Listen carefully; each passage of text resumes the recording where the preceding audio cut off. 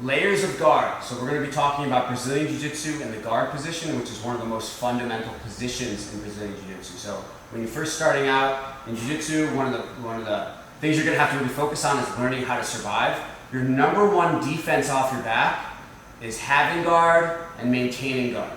That's your number one defense to almost every submission. So if you have a really difficult guard to pass, and you have good control, you're going to be all set, okay? So Calvin's going to be helping me demonstrate the guard position. We're going to start with the closed guard position. So Calvin's going to step into my guard. Both knees are on the mat. There's a nice triangle position with his knees. He's sitting back and he has posture. Posture is very important for the top player. In order to attack from my back, I generally need two things: control of the posture and an angle. So you notice here we're square and he has posture, which means I'm not in a great position. So I'm going to have to use grips and hip movement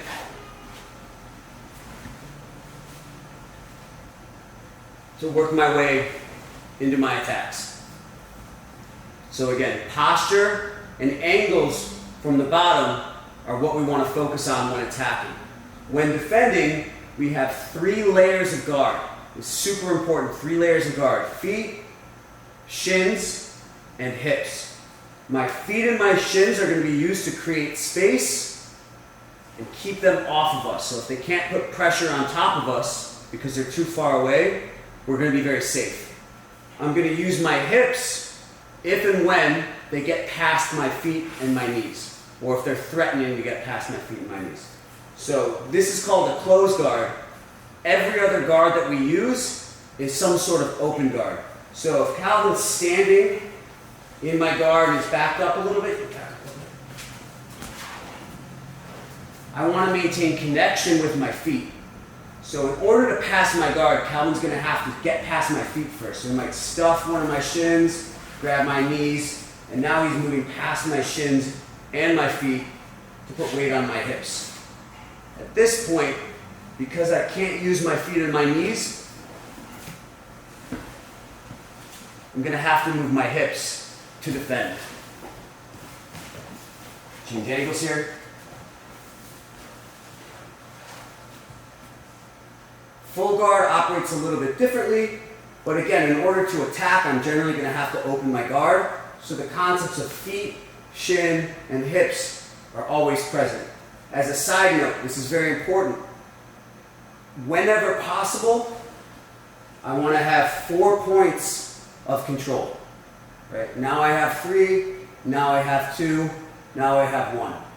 The less points of control, the more control he's going to have. So if Calvin attempts a standing pass, grabbing my pants, he's going to clear my feet, clear my knees, and start to pin my hips. I'm in a lot of trouble here. At this point, I move my hips to reintroduce my knees and shins in order to reintroduce my feet. We want to also think that our guard, from a sport perspective, is going to be a very offensive position because I have a lot of attacks from my back.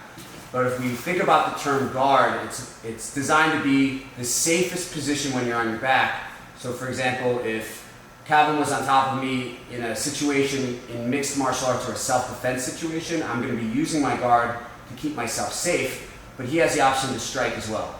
So we have to understand the differences of how we use our guard in different situations. One common feature of our guard that we should always remember is that I always have a back door. I should always be able to escape the ground and get back to my feet. So if Calvin is inside my guard, and we're in a situation where he's striking, right? This is very dangerous for me. I'm going to use my guard to create space and stand up. That's an introduction to the guard.